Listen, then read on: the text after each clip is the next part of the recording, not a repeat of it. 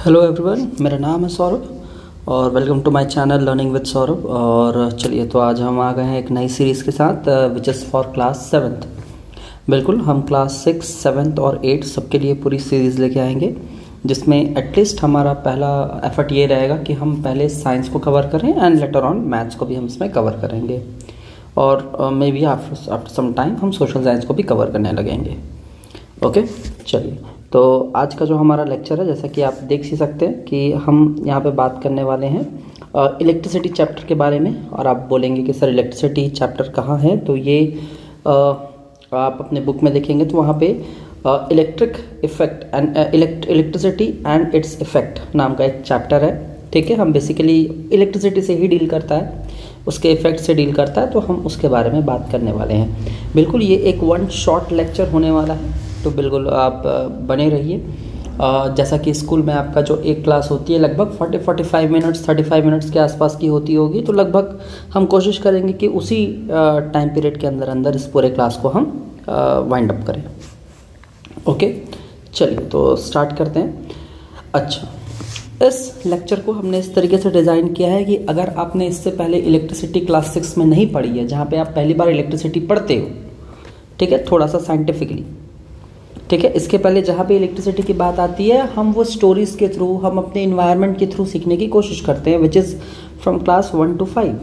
ठीक है, क्लास 6 में पहली बार हम चीज़ों को थोड़ा सा साइंटिफिकली जानने की कोशिश करते हैं in electricity. I am not talking about any other topic, electricity के बारे में बात कर रहे हैं।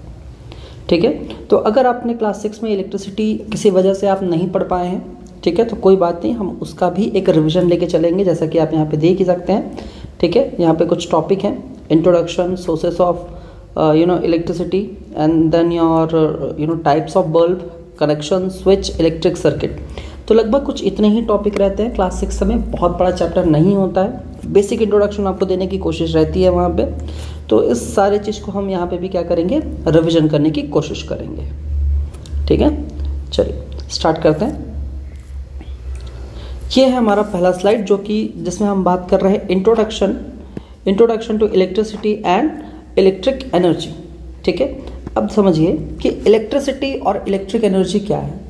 व्हेन इलेक्ट्रिसिटी फ्लो करती है, ठीक है, जब भी इलेक्ट्रिसिटी फ्लो करती है तो वो अपने साथ एनर्जी कैरी करती है। Basically it is a form of energy only. ठीक है, इलेक्ट्रिसिटी क्या है, उसके अंदर एनर्जी है, और आप सबको पता है कि एनर्जी होती क्या है। ठीक है, एनर्जी होती क्या है, तो एनर्जी वो चीज़ होती है जिसके अंदर आपके में कैपेसिटी आती है कि आप कोई काम कर सको। ठीक है, एनर्जी का मतलब है कि आपके अंदर ये कैपेसिटी डेवलप कर रही है कि आप कोई वर्क को कर सको। आप खाना खाते हो ना, तो आपकी बॉडी को एनर्जी मिलती है, तो उस एनर्जी से आप कर क्या रहे हो, उस एनर्जी से आप वर्क कर रहे हो। अब आप बोलोगे सर हम वर्क नहीं कर रहे हैं, हम तो सो रहे हैं। तो बेटा, जब आप सो रहे हो तब भी आपकी बॉडी वर्क कर रही है, आप ब्रीदिंग कर रहे हो। ठीक है, आपके ऑर्गन्स वर्क कर रहे हैं, तभी तो जिंदा हो ना। ऑर्गन्स काम नहीं करेंगे तो फिर कैसे जिंदा रहेंगे।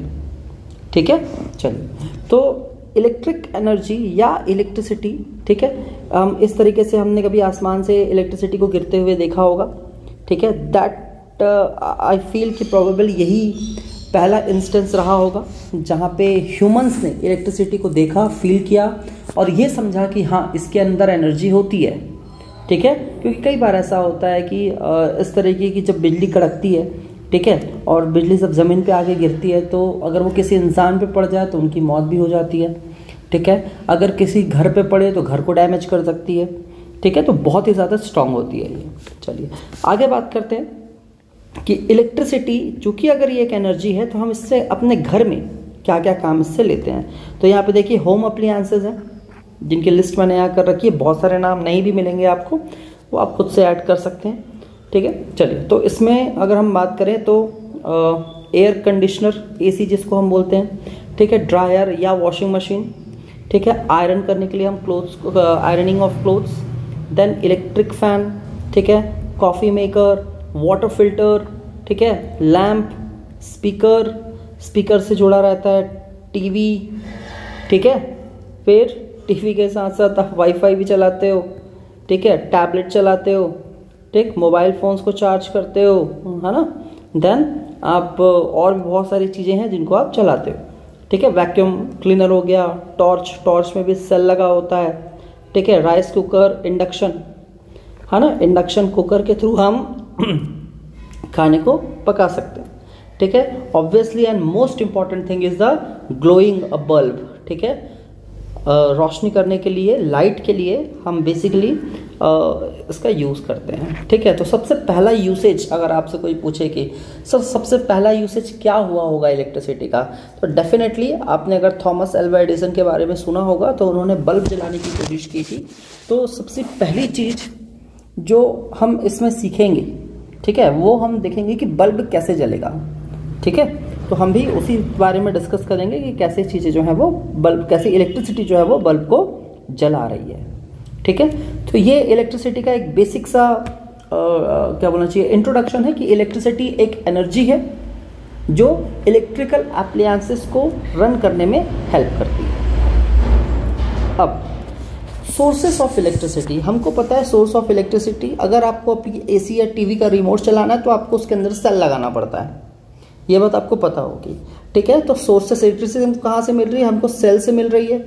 ये आपको यहाँ पे देखिए मैंने बैटरी का एक डायग्राम दे रखा है, तो बैटरी से भी आपको मिल रही है, ठीक है। उसके बाद देखिए यहाँ पे एक सॉकेट आपको दिख रहा है, ये सॉकेट तो आपके घर में आपने कई बार देखा होगा और कई जगहों पे भी लगा होगा, ठीक है। तो बेसिकली सेल हो गया, बैटरी हो गई, ये सॉकेट, ये सभी चीज़ें क्या हैं, ये सभी सोर्सेज हैं इलेक्ट्रिसिटी के, ठीक है। यहाँ पे जैसे ही हम प्लग इन करके स्विच को ऑन करते हैं, हम देखते हैं कि हमारा फैन या लाइट जो है वो ग्लो करने लग जाता है या फैन रोटेट करने लग जाता है। तो बेसिकली इलेक्ट्रिसिटी जो है वो पास होना शुरू हो गई है, ठीक है। चलिए, ये एक डायग्राम जो क्लास 6 में बहुत ज़्यादा इंपॉर्टेंट होता है, ठीक है, the diagram of a cell, ठीक है। अब इस सेल के डायग्राम में देखिए सेल के अंदर होता क्या क्या है। तो सेल के अंदर सबसे पहले यहाँ पे ना एक मेटल कैप लगी होती है, ठीक है, ये होती है मेटल कैप, या इसी को ब्रास कैप भी बोलते हैं, ब्रास की होती है ये मेटल कैप, ठीक है, मेटल कैप।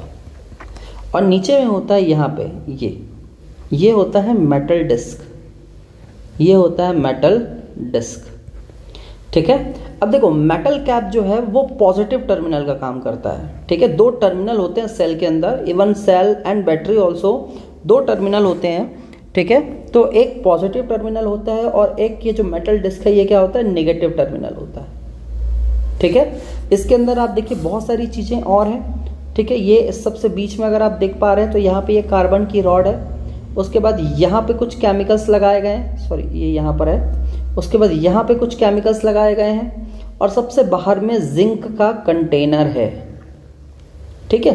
तो आप बोल रहे होंगे कि सर केमिकल्स का क्या यूज़ है, तो बेटा सेल के अंदर, है ना, जो केमिकल्स होते हैं यही इलेक्ट्रिसिटी को क्या करते हैं, प्रोड्यूस करते हैं, ठीक है। तो सेल वो डिवाइस हैं जो केमिकल रिएक्शंस के थ्रू, जब केमिकल आपस में मिलते हैं, रिएक्ट करते हैं, केमिकल रिएक्शंस के थ्रू क्या होता है, यहाँ पे इलेक्ट्रिसिटी प्रोड्यूस होता है, ठीक है। अब यहाँ से 2 चीज़ें इंपॉर्टेंट है आपके लिए। सबसे पहला कि सेल क्या है, केमिकल रिएक्शंस के थ्रू इलेक्ट्रिसिटी को जनरेट करता है, पहली बात। दूसरी बात, सेल के अंदर 2 टर्मिनल होते हैं, ऊपर वाला जो ये मेटल कैप जो होता है यहाँ पे, दैट इज योर, आपने देखा होगा सेल को यहाँ पे एक छोटा सा कैप जैसा लगा रहता है, that is your positive terminal metal cap, और नीचे जो डिस्क लगी होती है that is a negative terminal. ये 2 चीज़ें यहाँ से लेने की थी।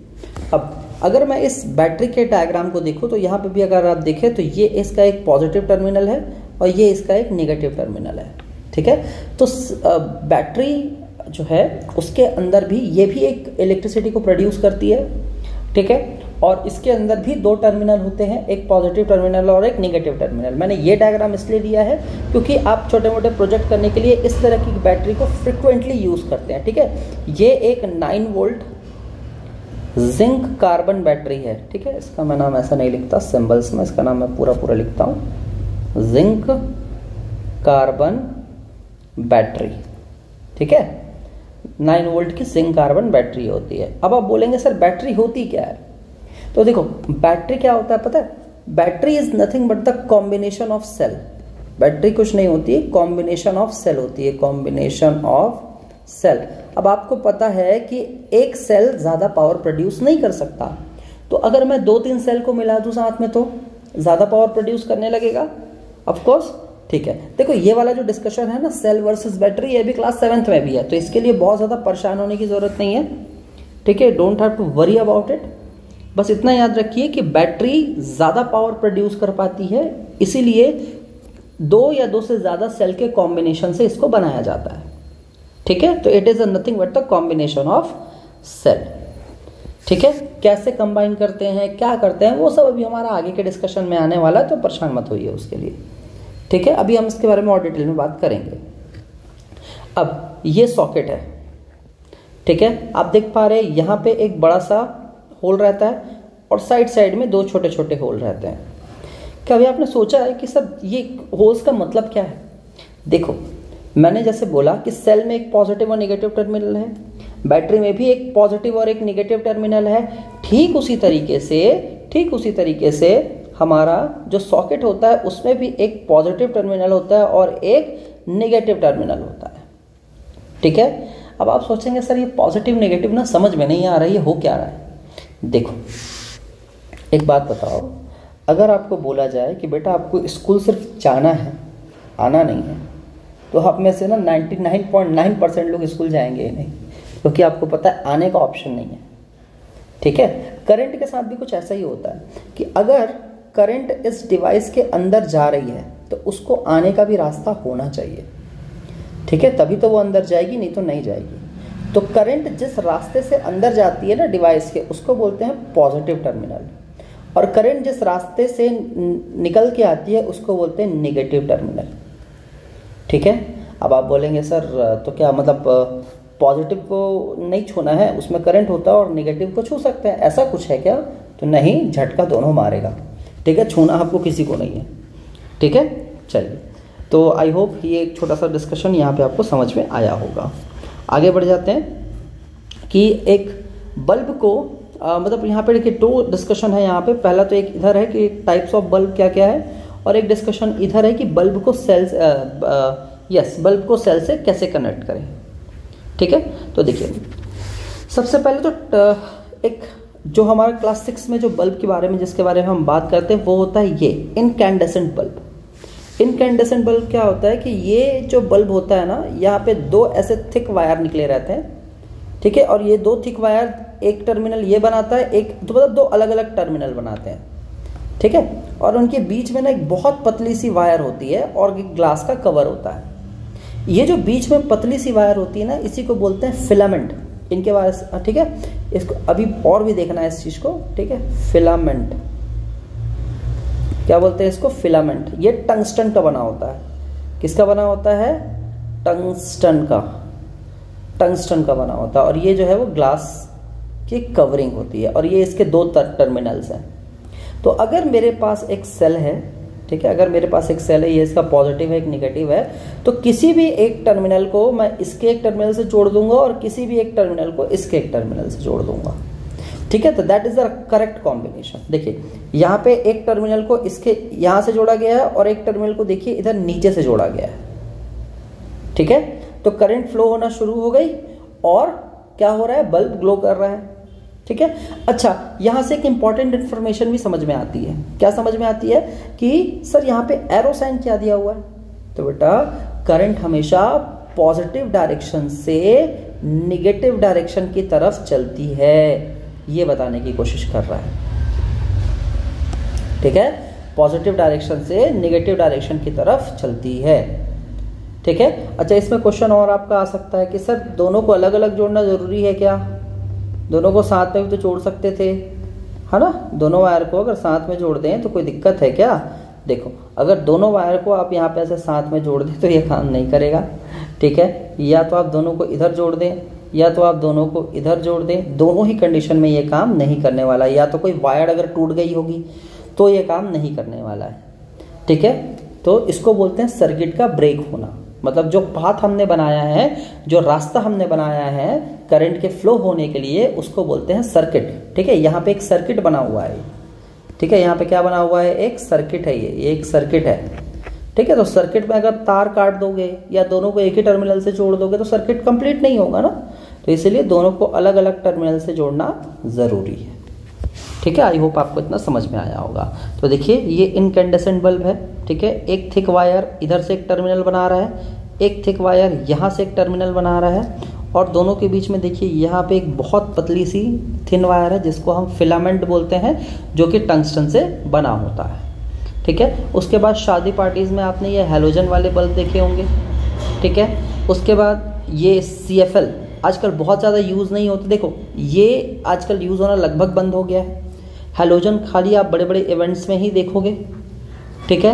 ये भी CFL लगभग बंद हो रहा है। अब CFL का फुल फॉर्म होता है कॉम्पैक्ट फ्लोरोसेंट लैम्प, ठीक है, कॉम्पैक्ट फ्लोरोसेंट लैम्प। अगर आपको ये वर्ड नहीं समझ में आ रहा है तो कोई बात नहीं, आगे की स्लाइड में इसका मैंने फुल फॉर्म डाला हुआ है, तो घबराने की ज़रूरत नहीं है, ठीक है। और ये होता है LED का फुल फॉर्म लिख देता हूँ, शायद ये आगे नहीं मिलेगा, लाइट एमिटिंग डायोड। अब LED क्या होता है? LED आज के टाइम पे सबसे ज़्यादा यूज़ होने वाला बल्ब है। पता है क्यों? क्योंकि ये एनर्जी एफिशिएंट है। एनर्जी एफिशिएंट का मतलब क्या होता है कि ये कम एनर्जी में ज़्यादा देर तक जल रहा है, कम एनर्जी ले रहा है। मतलब गवर्नमेंट तो आपका एनर्जी के हिसाब से ही पैसा चार्ज कर रही है ना, तो अगर आपका बल्ब कम एनर्जी ले रहा है तो आपको कम पैसा लगेगा, मतलब आपका इलेक्ट्रिसिटी बिल कम आएगा, ठीक है। तो ये एक चीज़ थी। आगे बढ़ जाते हैं। अब देखिए हमने सबसे पहले समझा कि यार हमारे पास ना एक सेल होना चाहिए जो कि इलेक्ट्रिसिटी दे। उसके बाद हमने समझा कि यार हमारे पास एक बल्ब होना चाहिए जिसको हम जला के लाइट जलाएं, ठीक है। इसको हमने कनेक्ट कर दिया ऐसे। चलिए अब अगर क्या बल्ब को मुझे 24 घंटे जलाना है? नहीं जलाना है ना, या किसी भी डिवाइस को मुझे क्यों हमेशा ऑन रखना है? I want it to be in my control. मैं चाहूँगा कि ये मेरे कंट्रोल में रहे, जब मैं चाहूँ तो ऑन हो जाए, जब मैं चाहूँ तो ऑफ हो जाए। तो इसीलिए हमने स्विच को इंट्रोड्यूस किया। स्विच एक ऐसा डिवाइस है जिसको आप जब चाहें क्या कर सकते हैं, आप इसको ऑन कर सकते हैं या ऑफ कर सकते हैं, ठीक है। इसका एक बेसिक सा डेफिनेशन भी रहता है क्लास 6 में। Switch is a device which either makes the circuit और कंप्लीट्स द सर्किट और ब्रेक्स द सर्किट। या तो ये सर्किट को, वो जो करंट जिस रास्ते में फ्लो होने वाला है उस सर्किट को, उस रास्ते को या तो कंप्लीट कर देता है या तो ब्रेक कर देता है, ठीक है। चलिए तो यहाँ पे देखिए स्विच के अंदर आपको ये 0 और 1 लिखा दिख रहा होगा। 0 का मतलब होता है ऑफ और 1 का मतलब होता है ऑन।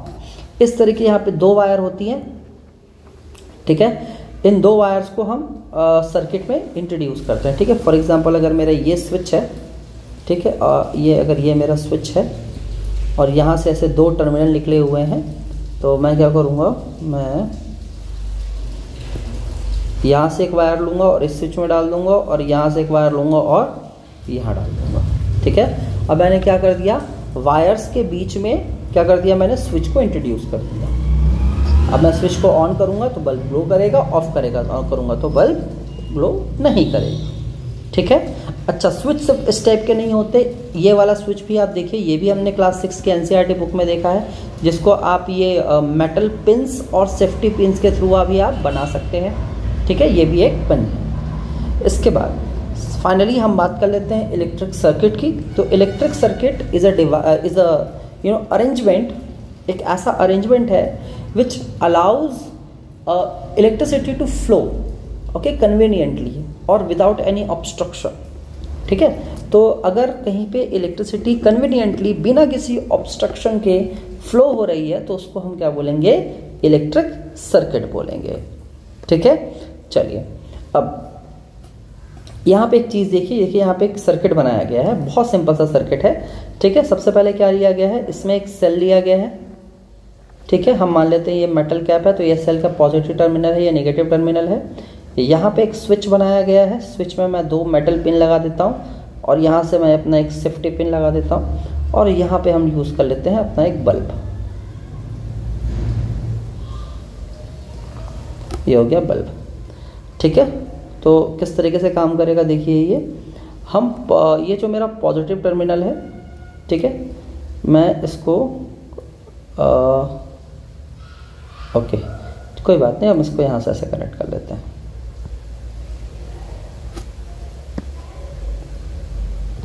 ये देखिए मैंने इसको यहाँ से ऐसे कनेक्ट कर लिया, ठीक है। अब ये जो दूसरा टर्मिनल है, ठीक है, ये जो दूसरा टर्मिनल है, ठीक है, इसको मैं या तो यहाँ से, देखिए अगर मैं इसको ऐसे डायरेक्ट कनेक्ट कर देता हूँ, ठीक है, तो अभी स्विच की ज़रूरत नहीं है, ठीक है, अभी स्विच की ज़रूरत नहीं है, मैंने बल्ब और सेल को डायरेक्टली कनेक्ट कर दिया, ठीक है। तो ये पहला कनेक्शन है जहाँ पे मैं स्विच को यूज़ ही नहीं कर रहा हूँ, जहाँ पे मैं स्विच को यूज़ ही नहीं कर रहा हूँ, ठीक है। चलिए, अगर मुझे स्विच को इंट्रोड्यूस करना है, अगर मुझे स्विच को इंट्रोड्यूस करना है तो मैं क्या करूँगा कि मैं स्विच को लगाऊंगा यहाँ, ये दो हो गए मेरे मेटल पिन, ये हो गया मेरा सेफ्टी पिन, ये अब डायरेक्टली सेल पे ना कनेक्ट होके ये कनेक्ट होगा यहाँ और इसका दूसरा एंड कनेक्ट होगा यहाँ। तो अगर ये इससे अगर टच कर जाएगा तो ये ऑन हो जाएगा, अगर ये इससे टच नहीं करेगा तो ये फिर ऑफ कंडीशन हो जाएगा, ठीक है। टच नहीं कर रहा है तो ऑफ है, टच कर गया तो ऑन है, ठीक है। तो इतना तक था हमारा क्लास 6 का रिवीजन। आई होप ये आपको थोड़ा सा समझ में आया होगा, ठीक है, जिसमें हमने बेसिक इलेक्ट्रिसिटी के इंट्रोडक्शन के बारे में बात की, फिर हमने बात किया कि सोर्सेस क्या हैं इलेक्ट्रिसिटी के, फिर बल्ब को कैसे जला सकते हैं, फिर स्विच और फिर इलेक्ट्रिक सर्किट, ठीक है। चलिए, तो चलिए क्लास 7 की बात कर लेते हैं। तो क्लास 7 में क्या है, क्लास 7 में वहीं से डिस्कशन स्टार्ट होता है जहाँ पे क्लास 6 में हमने छोड़ा हुआ था।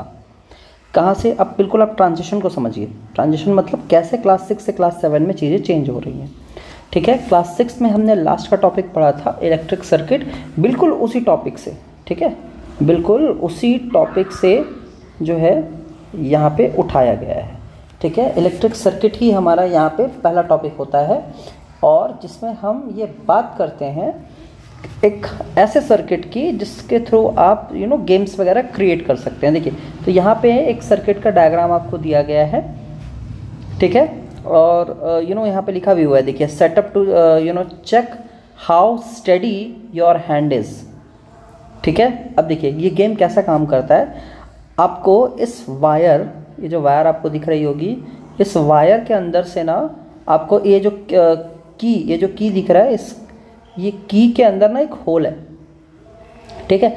तो होल के थ्रू वायर के अलोंग आपको इस की को चलाते जाना है, ठीक है।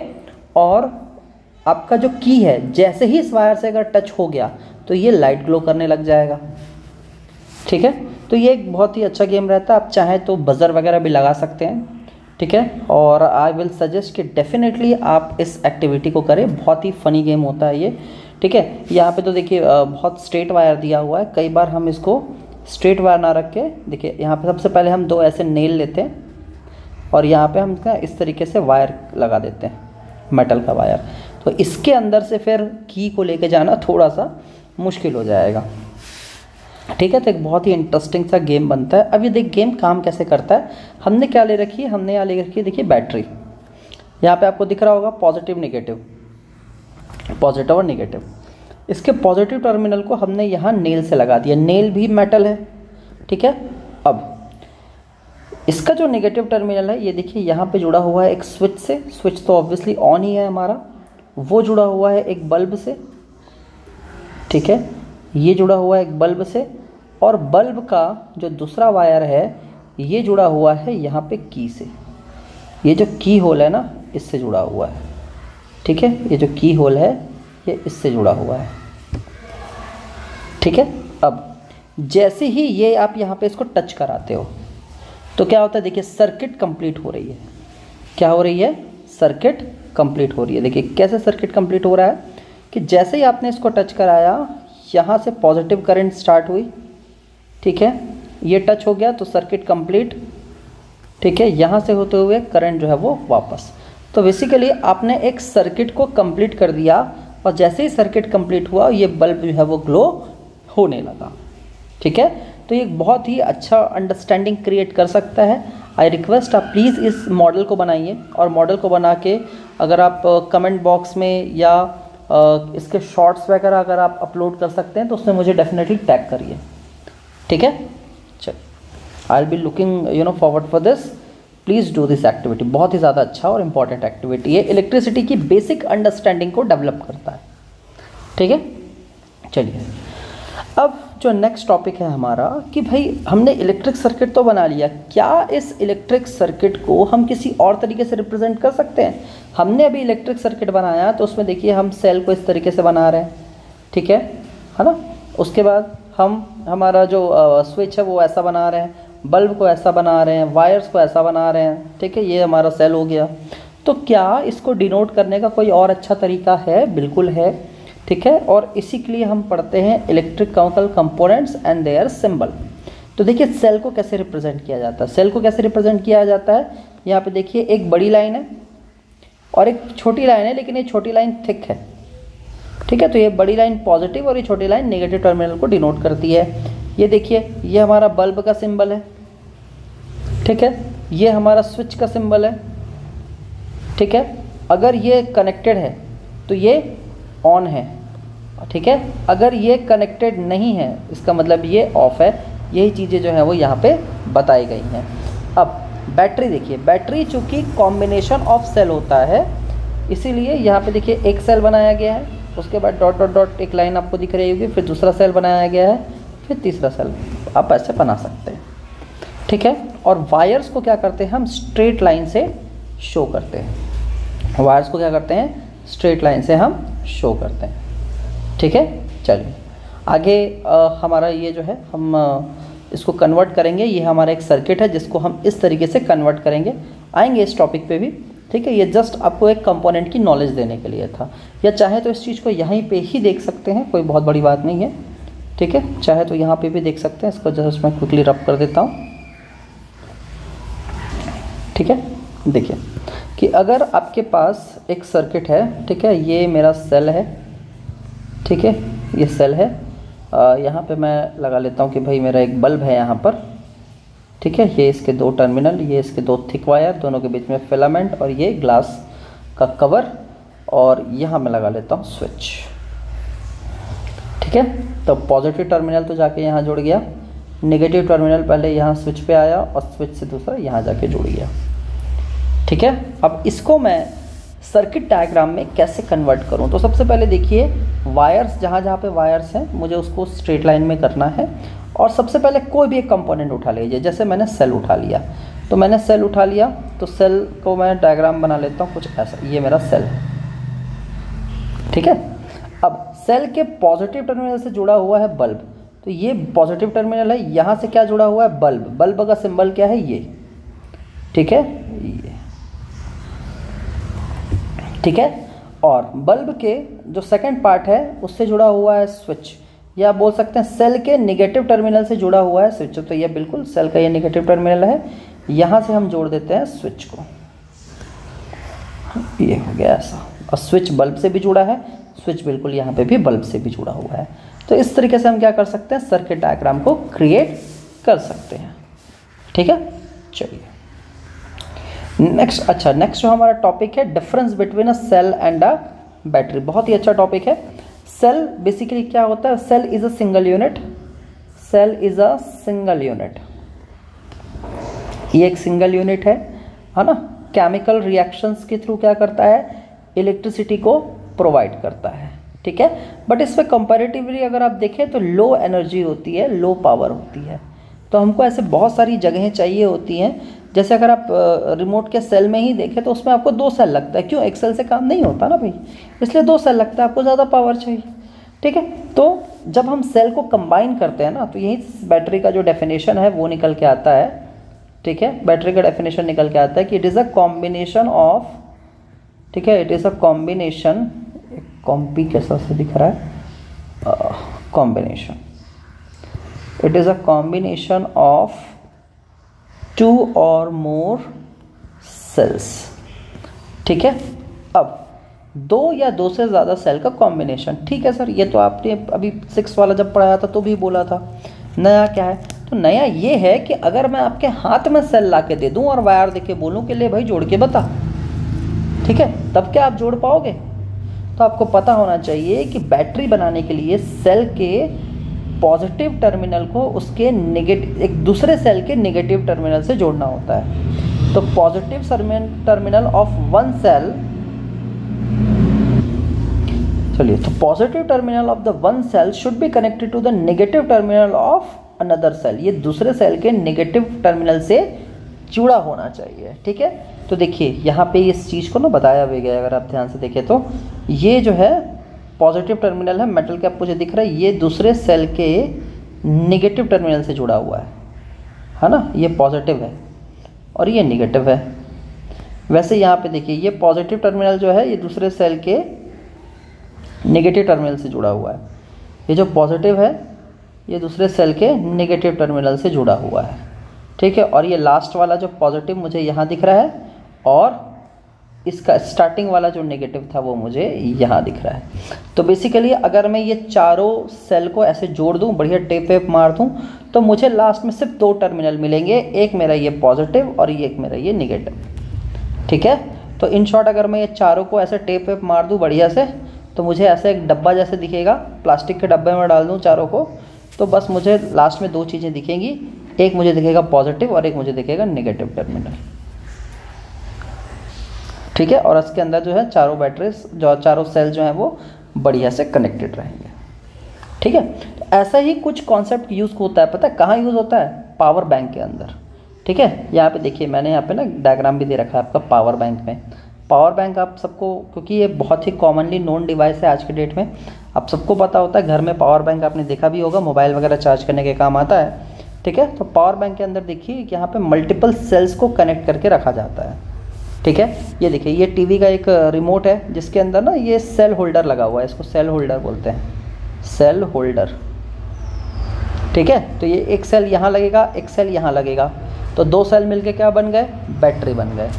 ठीक है, यहाँ पे देखिए बैटरी का एक डायग्राम भी यहाँ पे दिया हुआ है और लिखा भी हुआ है कि पहेली एंड बूचो wonder whether the battery is used in tractor, trucks and inverters are also made up of these cells।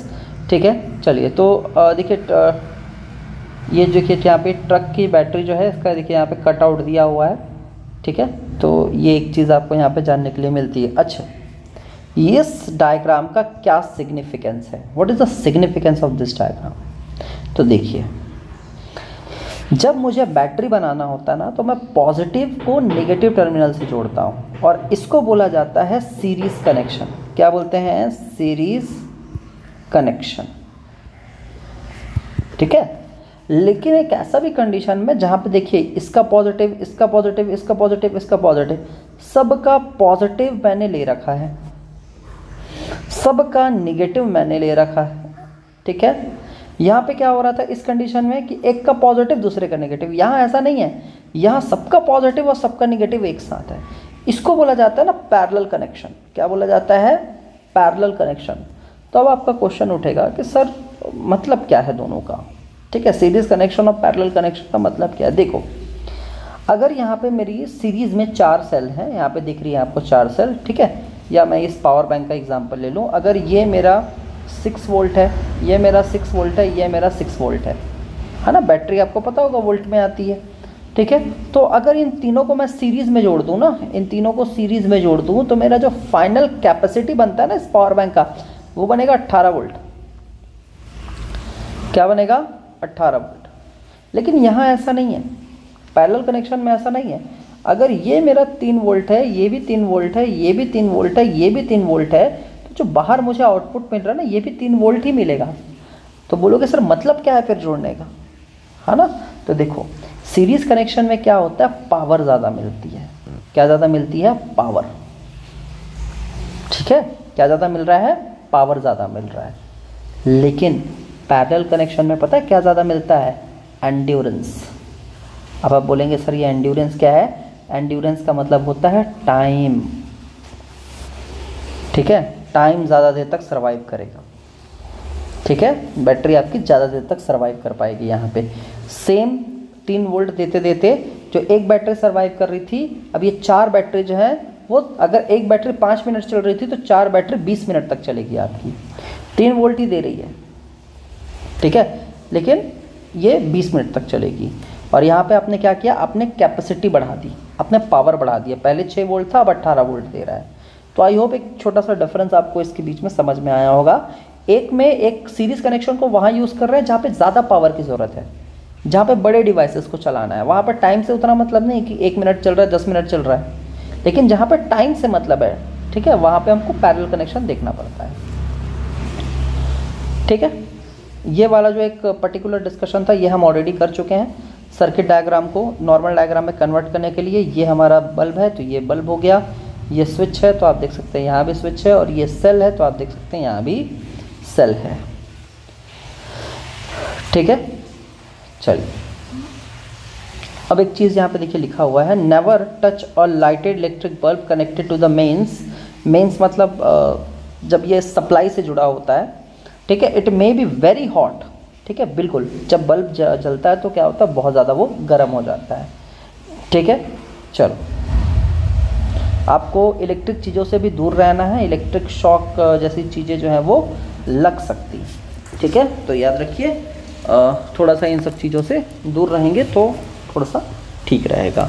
ठीक है, क्योंकि आपको भी ऐसा हुआ होगा कई बार इलेक्ट्रिक शॉक्स वगैरह रखते होंगे। ठीक है, तो some time it is casual but some time बहुत ज़्यादा इससे हार्म हो सकता है। चलिए नेक्स्ट टॉपिक पे हम आ जाते हैं, हीटिंग इफेक्ट ऑफ करंट। अब सर ये क्या टॉपिक है? यही तो सबसे इंपॉर्टेंट टॉपिक है आपके पूरे चैप्टर का, ये और इसके बाद वाला टॉपिक समझते हैं। जब भी करंट फ्लो होता है, जब भी इलेक्ट्रिसिटी फ्लो होती है, ठीक है, इलेक्ट्रिक करंट फ्लो होती है, इसी को हम इलेक्ट्रिसिटी बोल देते हैं। तो जब भी इलेक्ट्रिसिटी फ्लो होती है ना किसी वायर के थ्रू, तो ये अपने अलग अलग इफेक्ट दिखाती है, अपने अलग अलग रंग दिखाती है। रंग in the sense not colour, basically अलग अलग इफेक्ट दिखाती है। ठीक है, तो सर क्या क्या इफेक्ट दिखा सकती है? तो देखिए इलेक्ट्रिसिटी के ना 3 इफेक्ट होते हैं। एक होता है इसका हीटिंग इफेक्ट, एक क्या होता है हीटिंग इफेक्ट, एक होता है हीटिंग इफेक्ट, जिसके बारे में अभी हम पढ़ेंगे क्लास 7th में या आप 10th में भी पढ़ते हो आगे जाके। उसके बाद एक होता है आपका मैग्नेटिक इफेक्ट, इसके बारे में भी आप अभी यहाँ पे भी पढ़ोगे और 10th में भी पढ़ोगे। 10th में बहुत ज़्यादा डिटेल में पढ़ते हो, यहाँ डिटेल में नहीं पढ़ते हो। और तीसरा होता है केमिकल इफेक्ट, केमिकल इफेक्ट। ठीक है, केमिकल इफेक्ट के बारे में तो भी पढ़ना ही नहीं है, ये आप 11th 12th में ही पढ़ोगे। ठीक है, तो ये हमारा अभी पॉइंट ऑफ डिस्कशन है नहीं। ठीक है, तो फिर पॉइंट ऑफ डिस्कशन है क्या? तो सर हीटिंग इफेक्ट हमारा पॉइंट ऑफ डिस्कशन है। ठीक है, अब आप सोचेंगे कि सर ये होता क्या है? वो तो ठीक है, समझ में आ गया, इलेक्ट्रिसिटी का एक इफेक्ट है, लेकिन है क्या? तो देखिए जब भी किसी वायर से आप करंट को गुजारेंगे, ठीक है, तो ये क्या कर देगा, उसको गर्म करेगा, हीट करेगा। ठीक है, तो वायर या जिसको हम बोलते हैं कंडक्टर, ठीक है, कंडक्टर मतलब जिसके थ्रू इलेक्ट्रिसिटी पास हो जाए, तो जैसे ही आप किसी कंडक्टर में इलेक्ट्रिसिटी को देंगे, ठीक है, ये क्या करना शुरू हो जाएगा, ये हीट करना शुरू हो जाएगा। इसी को बोलेंगे कि सर ये हीटिंग इफेक्ट ऑफ करंट है। करंट फ्लो हुआ, हीट हुआ, इसी वजह से तो बोला जाता है ना कि भाई जब बल्ब ग्लो कर रहा है, जब बल्ब जो है वो ग्लो कर रहा है तो इसको मत टच करिए, डू नॉट टच। वाई? क्योंकि ये हॉट हो जाता है, ठीक है, गर्म हो जाता है बहुत ज़्यादा। ठीक है, तो सर इसका और भी कहीं कहीं यूज़ होता है कि खाली ये बल्ब ही गर्म कर रहा है? अरे बेटा, इलेक्ट्रिसिटी से आप गीज़र में पानी भी तो गर्म कर रहे हो। ठीक है, गीज़र में पानी भी तो गर्म कर रहे हो, इंडक्शन में खाना भी तो बना रहे हो। ठीक है, और भी बहुत सारी चीज़ें हैं। ठीक है, इमल्शन रॉड होता है, इमल्शन रॉड में पानी गर्म कर रहे हो, तो ये सब इलेक्ट्रिसिटी से ही तो कर पा रहे हो, इलेक्ट्रिसिटी को हीट में ही तो कन्वर्ट कर रहे हो। ठीक है, चलिए अब प्रश्न, अगला जो आपका प्रश्न उठता है, अगला जो क्वेश्चन राइज होता है वो ये है कि सर ये हीटिंग इफेक्ट है क्यों हो रहा है ऐसा? देखो समझो बात को, ये वायर है ना, इसको थोड़ा सा ऐसे जूम कर लेते हैं। ठीक है, वायर के अंदर इलेक्ट्रिसिटी फ्लो हो रही है, इसका एक्चुअल मतलब समझिए कि क्या है। इलेक्ट्रिसिटी फ्लो कब होती है? ठीक है, इलेक्ट्रिसिटी फ्लो कब हो रही है? जब मटेरियल के अंदर एक स्पेशल चीज होता है जिसको बोलते हैं इलेक्ट्रॉन। क्या बोलते हैं? इलेक्ट्रॉन। एक चार्ज पार्टिकल होता है, तो इसके अंदर जब ये छोटे छोटे इलेक्ट्रॉन जो है ना ये आगे बढ़ते हैं तो बोलते हैं कि हम इलेक्ट्रिसिटी फ्लो हो रही है। जैसे हम बोलते हैं ना पानी बह रहा है, अरे तो क्यों पानी बह रहा है, पानी कैसे बह रहा है? तो भाई पानी की क्या है, छोटे छोटे पार्टिकल्स है ना पानी के, H2O, वो बह रहे हैं, तभी हम बोलते हैं कि अच्छा हाँ पानी बह रहा है, नदी बह रही है ना, नदी बह रही है बोल देते हैं हम। तो नदी थोड़ी ना बह रही है, नदी कैसे बह रही है जब उसके अंदर छोटे छोटे H2O पानी जिसको बोलते हैं हम, वो बह रहा है। तो वैसे ही करंट बहने का मतलब है कि मटेरियल के अंदर ये जो इलेक्ट्रॉन है ना, ये बह रहा है, ठीक है। और जब ये बहता है ना, तो बहने के टाइम पे इसको बहुत दिक्कतों का सामना करना पड़ता है, ठीक है। ये कभी किसी एटम किसी और चीज़ से टकराता है, ठीक है, बहुत सारी चीज़ों से टकराता है। तो टकराते टकराते ना ये क्या कर देता है, बहुत ज़्यादा एनर्जी रिलीज़ करता है, बहुत ज़्यादा। ये जैसे अगर आपको कहीं जाना है और बहुत भीड़ भाड़ है, आप लोगों से टकरा रहे हो, तो आप क्या करोगे, आपका दिमाग गर्म हो जाएगा, गुस्सा आ जाएगा आपको। कुछ ऐसा ही यहाँ पे भी होता है, इस इलेक्ट्रॉन को भी गुस्सा आ जाता है, ठीक है। और ये क्या कर देता है, पूरा धीरे धीरे जितने इलेक्ट्रॉन हैं सबको गुस्सा आ जाता है, और फिर मटेरियल जो है वो धीरे धीरे गर्म होना शुरू हो जाता है, ठीक है। अब आप पूछेंगे सर क्या ये हर मटेरियल में होता है ऐसा, ठीक है, जो भी मटेरियल होता है सब में ऐसा होता है?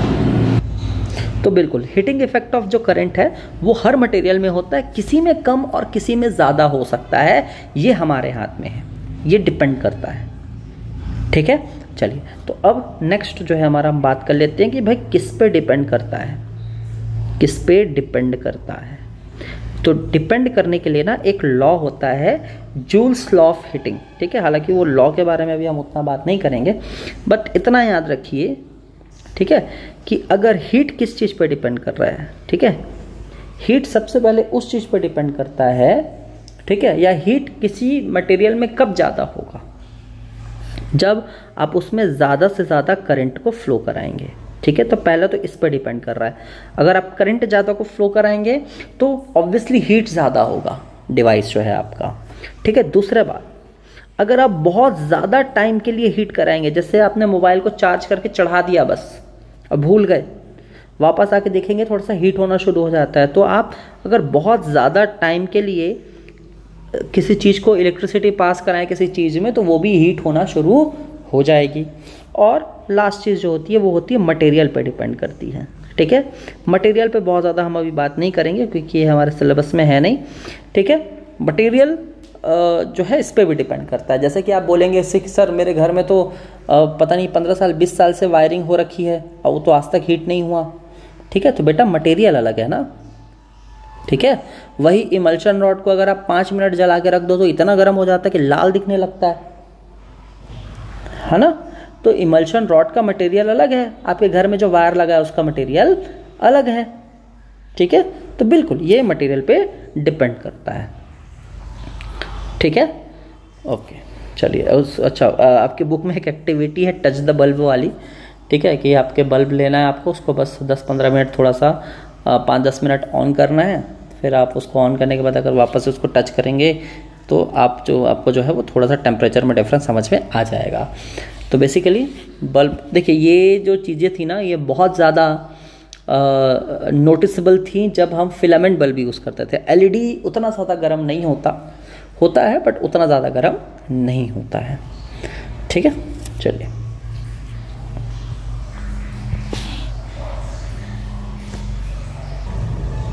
चलिए, तो अब बात कर लेते हैं application of heating effect in the daily life. तो डेली लाइफ में हीटिंग इफेक्ट जो है वो हमारे कहाँ पे काम आता है। तो सबसे पहला जो काम आता है वो है फिलामेंट ऑफ बल्ब, ठीक है। यहाँ पे आपको एक बल्ब का डायग्राम दिख रहा होगा, और जैसा कि मैंने पहले बताया था कि 2 थिक वायर रहते हैं, 2 थिक वायर के बीच में यहाँ पे देखिए एक ग्लो करता हुआ आपको एक बहुत ही पतला सा वायर दिख रहा होगा। तो ये जो इसको बोलते हैं फिलामेंट, ठीक है। ये फिलामेंट जो होता है जैसा कि मैंने बताया था टंगस्टन का बना होता है। किसका बना होता है? टंगस्टन का। अब आप बोलेंगे सर ये कैसे काम करता है हीटिंग इफेक्ट पे। देखिए, तो इसका एक डायग्राम मैं यहाँ पे बना के देता हूँ। अगर ये मेरे 2 थिक वायर हैं और ये बीच में मेरा फिलामेंट है, तो यहाँ से क्या पास हो रहा है? यहाँ से करंट पास हो रहा है ना। तो बेसिकली जब यहाँ से करंट पास हो रहा है तो करंट क्या कर रहा है? फिलामेंट को हीट कर रहा है। अब वो फिलामेंट इतना ज़्यादा हीटअप हो गया कि वो ग्लो करने लगता है। हमको पता है हर वो चीज़ जो बहुत ज़्यादा गर्म हो जाती है वो ग्लो करने लगती है। जैसे सूरज बहुत ज़्यादा गर्म है, ग्लो करता है। आग बहुत ज़्यादा गर्म है, ग्लो करने लगती है, ठीक है। तो अब आप बोलेंगे सर ग्लो कर रही है तो वो तो मटेरियल ही है ना, मेल्ट हो सकती है, पिघल सकती है। तो बेटा टंगस्टन का जो मेल्टिंग पॉइंट होता है ना वो होता है 3222 डिग्री सेल्सियस। अभी जो हम रहते हैं ना normal temperature 30 degree 35 degree Celsius होता है। अब सोचो ये लगभग 3422 डिग्री सेल्सियस पे क्या हो रहा है, मेल्ट हो रहा है। तो उतना टेम्परेचर पहुंचाओगे तब तो मेल्ट होगा ना, इसका तो मेल्टिंग पॉइंट बहुत ज़्यादा हाई है। ठीक है, अब बोलोगे सर आयरन का कितना होता है ना, डे टू डे लाइफ में जो सबसे ज़्यादा चीज़ हम यूज़ करते हैं वो आयरन ही करते हैं। तो बोलोगे सर आयरन का कितना होता है, तो बेटा आयरन का जो है ना, आयरन का लगभग 1500 मतलब 1538 डिग्री सेल्सियस के आसपास होता है। बिल्कुल, टंगस्टन का ज़्यादा होता है। ठीक है, टंगस्टन का ज़्यादा होता है। अब नेक्स्ट हम बात करेंगे फ्यूज़ वायर का। ठीक है, अब आप बोलेंगे सर फ्यूज़ वायर क्या है। ठीक है, ये जो आपको यहाँ पे ये जो दिख रहा है ना, इस पे हम आते हैं। ठीक है, थोड़ी देर पे आते हैं इस पर्टिकुलर डायग्राम पे। अब देखिए फ्यूज़ वायर क्या है। ये है हमारा फ्यूज़ वायर, ये देखिए ये फ्यूज़ है। ठीक है, ये बड़ा फ्यूज़ है जो पुराने डिवाइसेस में लगता था। ये छोटे फ्यूजेस हैं। ठीक है, जो बहुत ही छोटे छोटे सेमीकंडक्टर डिवाइसेस में लगते हैं, जैसे टीवी हो गया, लैपटॉप हो गया, वहाँ पे लगते हैं। और आज के डेट में फ्यूज़ की जगह हटा के हम क्या लगा रहे हैं, एमसीबी, मिनिएचर सर्किट ब्रेकर जिसको बोलते हैं, ये लगा रहे हैं। अब क्वेश्चन ये उठता है कि सर है क्या ये, मतलब काम क्या है फ्यूज़ का। ठीक है, काम क्या है फ्यूज़ का। तो देखो क्या होता है कई बार, ठीक है, हमारे घर में जो इलेक्ट्रिसिटी आ रही है ना, वो कई बार ऊपर नीचे होती है, मतलब बहुत ज़्यादा आ जाती है अचानक से। ठीक है, इसको बोलते हैं ओवरलोडिंग, है ना, ओवरलोडिंग। ठीक है, तो कई बार क्या होता है, ये शॉर्ट सर्किट हो जाता है। क्या हो जाता है, शॉर्ट सर्किट। ठीक है, तो ओवरलोडिंग या शॉर्ट सर्किट की वजह से जितना करंट आना चाहिए उससे कहीं ज़्यादा करंट आ जाता है। तो उससे क्या हो सकता है, टीवी पंखा उड़ सकता है, मतलब हमारे घर के डिवाइसेस खराब हो सकते हैं। ठीक है, तो उसी से बचने के लिए क्या लगाया जाता है, फ्यूज़ लगाया जाता है। अब बोलोगे सर काम कैसे करता है। देखो फ्यूज़ क्या होता है, जैसे आपको ना 2 वायर मिलते हैं गवर्नमेंट के साइड से, एक होता है पॉजिटिव वायर, एक होता है निगेटिव वायर। पॉजिटिव वायर को बोलते हैं फेज, नेगेटिव वायर को बोलते हैं न्यूट्रल। क्या बोलते हैं, न्यूट्रल। ठीक है, अब इसके पहले कि ये आप अपने घर के मेन बोर्ड में इसको लगाओ, यहाँ पे लगता है फ्यूज़। फ्यूज़ क्या है, एक सिंपल सा सर्किट ही है, एक स्विच है। क्या है, ये एक सिंपल सा स्विच है। ठीक है, तो एक सिंपल सा स्विच है। तो हम क्या करते हैं, ये जो पॉजिटिव वायर आ रही है ना, यहाँ पे हमने एक स्विच लगा रखा है।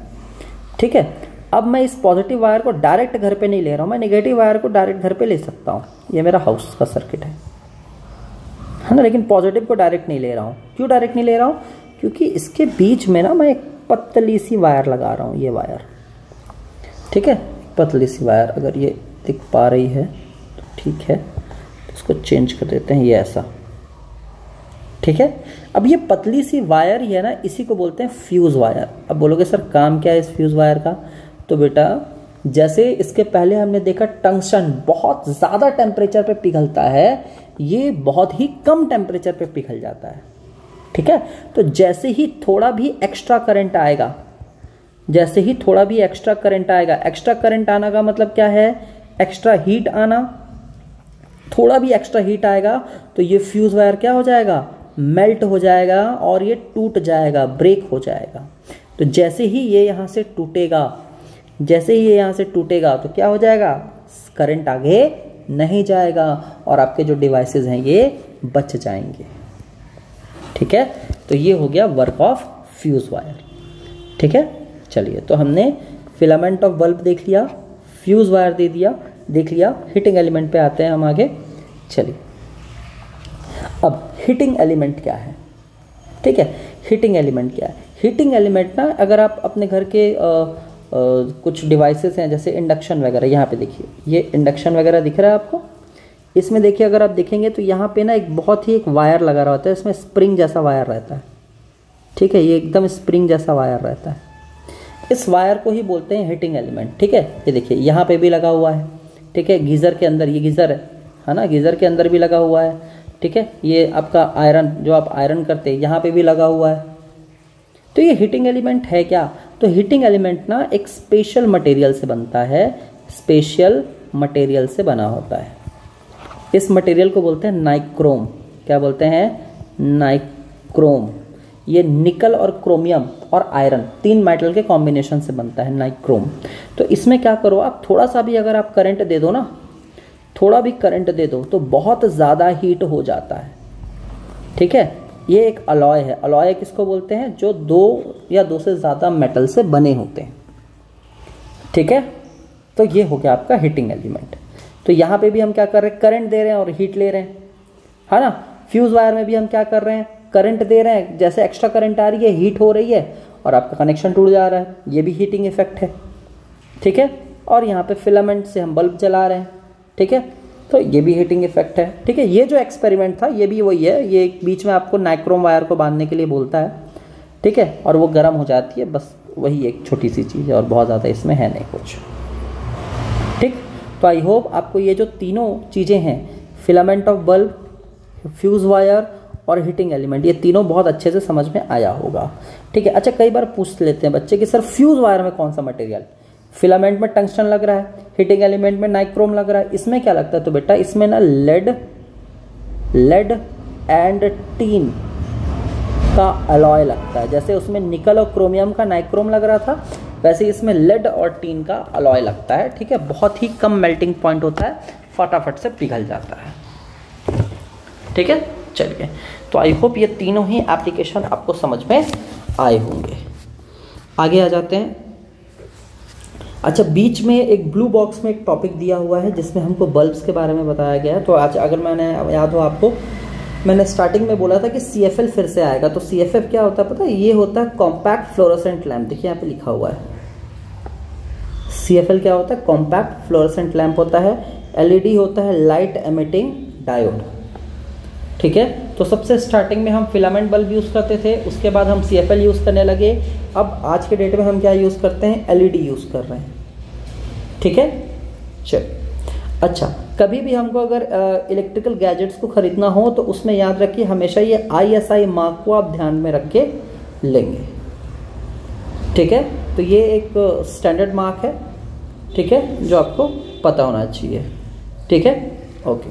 ब्यूरो ऑफ इंडियन स्टैंडर्ड्स, ठीक है, ये न्यू दिल्ली की एक संस्था है जो कि एक स्टैंडर्ड मार्क ISI मार्क जो है वो गैजेट्स में लगा के देती है। ठीक है, चलो आगे आ जाते हैं। इसमें ये ब्लू बॉक्सेस को ना आप लोग बहुत अच्छे से पढ़ना। ठीक है, इसमें एक एक चीज़ बहुत ज़्यादा इंपॉर्टेंट होती है, तो इसीलिए मैंने यहाँ पे इसका कटआउट जो है वो डाला हुआ है। अब आ जाते हैं हमारे चैप्टर के लास्ट टॉपिक की तरफ, जिसका नाम है मैग्नेटिक इफेक्ट ऑफ करंट। तो जब करंट, अब देखिए मैग्नेटिक इफेक्ट ऑफ करंट ना कोई छोटा मोटा टॉपिक नहीं है।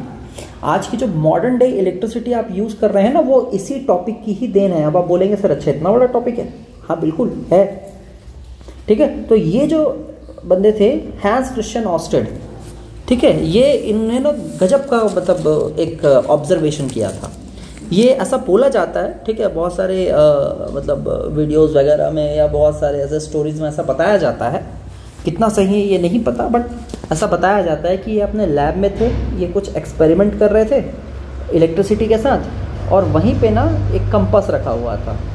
ठीक है, तो कंपास वो होता है जिससे हम डायरेक्शन वगैरह मेज़र करते हैं, जिससे हमको पता चलता है ना नॉर्थ क्या है, साउथ क्या है, किधर है। ठीक है, वो कंपास है, डायरेक्शन बताता है। तो इन्होंने देखा कि जैसे ही इलेक्ट्रिसिटी पास होती है ना, वो कंपास डिफ्लेक्ट होने लगता है। तो बेसिकली कंपास डिफ्लेक्ट क्यों होता है?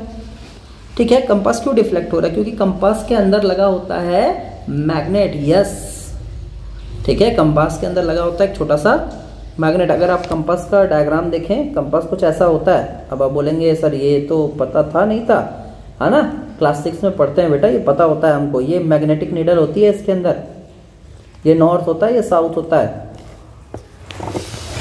ठीक है, तो मैग्नेटिक नीडल होती है, और जहाँ पे भी मैग्नेटिज्म आ जाती है ना, ये डिफ्लेक्ट करने लगता है। तो बेसिकली इस एक्सपेरिमेंट से ये पता चला कि यार कहीं ना कहीं इलेक्ट्रिसिटी का जो कनेक्शन है वो किससे है पता है? मैग्नेटिज्म से है। ठीक है, मैग्नेटिज्म से। तो सर क्या ये इतना ज़्यादा इम्पोर्टेंट था? हाँ बिल्कुल। अगर हमको पता चला कि इलेक्ट्रिसिटी से मैग्नेटिज्म आ रहा है, तो इसका उल्टा भी तो कर सकते हैं, मैग्नेटिज्म से इलेक्ट्रिसिटी भी तो बना सकते हैं। यस, और यहीं से शुरुआत हुई इलेक्ट्रिसिटी के बनने की। तो आप जो मॉडर्न डे इलेक्ट्रिसिटी देखते हैं ना, जो आपके एनटीपीसी में बनता है या बड़े बड़े पावर प्लांट्स में बनता है, ठीक है, या विंड मिल के थ्रू बन रहा है, थर्मल पावर प्लांट में बन रहा है, ये सब मैग्नेट्स को यूज करके इलेक्ट्रिसिटी में कन्वर्ट किया जाता है। ठीक है, तो इसका बहुत बड़ा श्रेय हमको किसको देना चाहिए? हैंस क्रिश्चियन ऑस्टेट को। अब इनका जो एक्सपेरिमेंट था, ठीक है, इनका जो एक्सपेरिमेंट था उसका एक सेटअप यहाँ पे देखिए दिया गया है 10.17 में, कि हमने एक बॉक्स लिया है, बॉक्स के अंदर यहाँ पे देखिए कंपास रखा हुआ है, कंपास को के चारों तरफ हमने क्या कर दिया है? कंडक्टर वायर को लपेट दिया है, और जैसे ही मैं यहाँ पे स्विच को ऑन करूँगा यहाँ से करंट फ्लो होना शुरू होगी, और ये जो कंपास रहेगा यहाँ पे, ये जो है वो डिफ्लेक्ट होना शुरू हो जाएगा। ठीक है, चलिए, तो सर इसमें आगे और क्या क्या डेवलपमेंट हुए? बिल्कुल, तो आगे जाके इसमें डेवलपमेंट ऐसा हुआ, ठीक है, कि लोगों को समझ में आया कि भाई वायर में अगर इलेक्ट्रिसिटी फ्लो करा रहे हैं तो क्या बन रहा है? वो मैग्नेट जैसा काम कर रहा है। ठीक है, तो फिर वायर्स को ना अलग अलग तरीके से देखा गया। ठीक है, तो फिर वायर्स को ऐसा बना के भी देखा गया, स्प्रिंग जैसा। और जब वायर को स्प्रिंग जैसा ऐसा बना के देखे, ठीक है, और इसमें से जब करंट पास किए ना, तो हमको पता चला कि यार ये पूरा का पूरा ना मैग्नेट जैसा ही काम करता है। ठीक है, पूरा का पूरा किसके जैसा काम करता है? मैग्नेट जैसा काम करता है। इसको बोलते हैं सोलेनॉइड। क्या बोलते हैं इसको? सोलेनॉइड, ऐसा स्प्रिंग टाइप का स्ट्रक्चर। तो हमने क्या किया पता है? हमने ऐसा किया कि इस स्प्रिंग टाइप के स्ट्रक्चर के अंदर ना क्या डाल दिया? एक मेटल को डाल दिया, आयरन नेल को डाल दिया, और इसको बैटरी से कनेक्ट कर दिया। अब इस सेटअप को हम क्या बोल रहे हैं पता है? इलेक्ट्रोमैग्नेट। क्या बोल रहे हैं? इलेक्ट्रोमैग्नेट। क्यों बोल रहे हैं? क्योंकि भाई इलेक्ट्रिसिटी के थ्रू ही तो हमने मैग्नेट बनाया है ना। अगर वायर को मैं ऐसे कॉइल बना दूं, इसको बोलते हैं कॉइल बना दूं, कॉइल के अंदर मैं डाल दूं नेल को, तो ये जो यहाँ पे जो ये बना था मैग्नेट, इससे ये ज़्यादा स्ट्रांग है। बोलोगे सर यहाँ पे ये स्ट्रांग नहीं था क्या? अरे था, वीक था, लेकिन बहुत ज़्यादा वीक था। जैसे ही इसके अंदर मैं इस मेटल को डाल देता हूँ, ठीक है, जैसे ही इसके अंदर मैं इस मेटल को डाल देता हूँ, ये अपने आप पे बहुत ज़्यादा स्ट्रांग हो जाता है। और जैसे ही इसको मैं यहाँ से बैटरी से कनेक्ट करता हूँ, it starts behaving like a magnet. And electricity के थ्रू जो हमने मैग्नेट बनाया है, इसी को हम बोलते हैं इलेक्ट्रोमैग्नेट।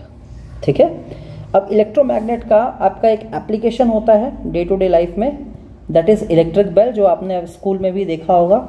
स्कूल की जो घंटी बजती है वो इलेक्ट्रिक बेल ही होती है। इसके पार्ट्स बहुत ज़्यादा इंपॉर्टेंट है। आप समझिए इसके पार्ट्स कौन कौन से हैं। तो सबसे पहले ये वाला जो पार्ट है, जिसको गॉन्च बोलते हैं, ये हैमर है। हैमर, इसको कई वेबसाइट्स में इसको स्ट्राइकर भी बोला गया है, कोई दिक्कत नहीं है इस बात में। यहाँ पे जो है ये है कॉन्टैक्ट स्क्रू, ये है कॉन्टैक्ट स्क्रू। ठीक है, ये है हमारा बैटरी। ठीक है, ये है हमारा स्विच, और ये दोनों है हमारे इलेक्ट्रोमैग्नेट। अब बोलोगे सर ये काम करता कैसे है ना। अब देखो यहाँ पे आपको ना दो इलेक्ट्रोमैग्नेट दिख रहे हैं, ये ऐसे ऐसे दिख रहे हैं, और यहाँ पे आपको एक गॉन्ज दिख रहा है, और यहाँ पे आपको एक हैमर दिख रहा है ऐसा। ठीक है, अब देखो जैसे ही आप स्विच को ऑन करते हो, इलेक्ट्रिसिटी फ्लो करती है, और ये जो कॉइल्स है ना, they starts behaving like a electromagnet. तो यार मैग्नेट का काम क्या होता है? अपने तरफ अट्रैक्ट करना ना। वो इस हैमर को अपने तरफ अट्रैक्ट करेगी, और ये हैमर जाके पड़ेगा इस पे। ठीक है, हैमर जाके पड़ेगा इस पे। लेकिन वही देखो जब हैमर जाके इस पे पड़ रहा है ना, ये यहाँ पे ना एक स्क्रू के कांटेक्ट में है, जिसको हम क्या बोल रहे हैं? Contact screw. ठीक है, इसको ना किसी और कलर से दिखाने की कोशिश करते हैं। यहाँ पे ना एक कांटेक्ट स्क्रू है, तो जैसे ये हैमर इसको जाके लगा, कांटेक्ट स्क्रू से इसका कांटेक्ट टूट गया। कांटेक्ट टूटा तो सर्किट ब्रेक हो गया। अब देखिए कांटेक्ट टूटा, यहाँ पे अगर कांटेक्ट नहीं रहेगा तो सर्किट ही नहीं है, करंट ही फ्लो होना बंद हो जाएगा। तो करंट फ्लो होना बंद हो गया तो भाई ये मैग्नेट ही नहीं रहा ना, ये मैग्नेट ही नहीं रहा, तो ये इसको अट्रैक्ट कहाँ से करेगा? तो ये बेचारा यहाँ पे ना एक स्प्रिंग लगी होती है, ये स्प्रिंग के कारण वापस यहाँ चला जाता है। जैसे ही ये वापस जाता है, इस कॉन्टैक्ट स्क्रू से टकराता है, सर्किट पूरी हो जाती है। सर्किट पूरी होती है, ये मैग्नेट बन जाता है, अट्रैक्ट करता है, ये फिर इधर आके इसको मारता है। जैसे ही मारता है सर्किट टूट जाता है। ठीक है, तो ये कंटिन्यूअसली हिटिंग एंड लिविंग ये रिंगिंग साउंड प्रोड्यूस करता है, और यही आपका है इलेक्ट्रिक बेल। ठीक है, आई होप आपको ये पूरा लेक्चर समझ में आया होगा। ठीक है, तो till then thank you so much everyone, please पढ़ते रहिए। Thank you.